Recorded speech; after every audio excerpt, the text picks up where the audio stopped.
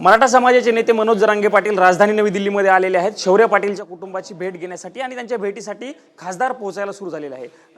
संभाजीनगरचे खासदार भुमरे माझ्यासोबत आहेत, संदीपान भुमरेजी. मनोज जरांगेंच्या भेटीसाठी तुम्ही आले.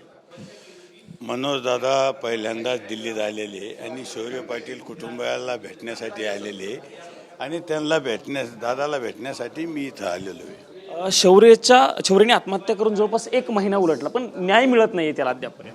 नाही, आता 1 महिना झाला शौर्य पाटीलला आत्महत्या करून, पण न्याय मिळेल. आता मला वाटतं न्याय मिळाल्याशिवाय राहणार नाही. म्हणजे साहेब, दिल्लीच्या मुख्यमंत्र्यांची भेट घेतली होती, केंद्रीय गृहमंत्र्यांसाठी ही भेटीसाठी वेळ मागितलेली आहे, वेळ मिळत नाहीये. आत्महत्या केलेल्या सुसाईड नोटमध्ये स्पष्टपणे नावं लिहिलेली आहेत, तरी अटक होत नाही, हा प्रश्न उपस्थित होतो.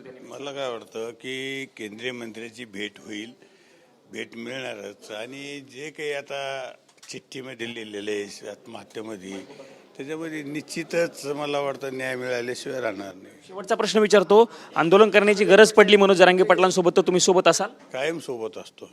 धन्यवाद आमच्याशी बातचीत केल्याबद्दल. हे संदीपान भुमरे होते, खासदारांनी त्यांनी स्पष्ट केलेलं आहे, गरज पडली तर आंदोलन करण्यामध्ये देखील सोबत राहू. सोबतच सुसाईड नोटमध्ये ज्या विद्यार्थ्यांनी ज्यांची नावं लिहिलेली आहेत त्यांना तातडीनं अटक होईल, अशा पद्धतीची देखील भावना संदीपान भुमरे यांनी व्यक्त केलेली आहे. कॅमेरामन विनोद कुमार समी, प्रमोद जगताप, TV9 मराठी, नवी दिल्ली.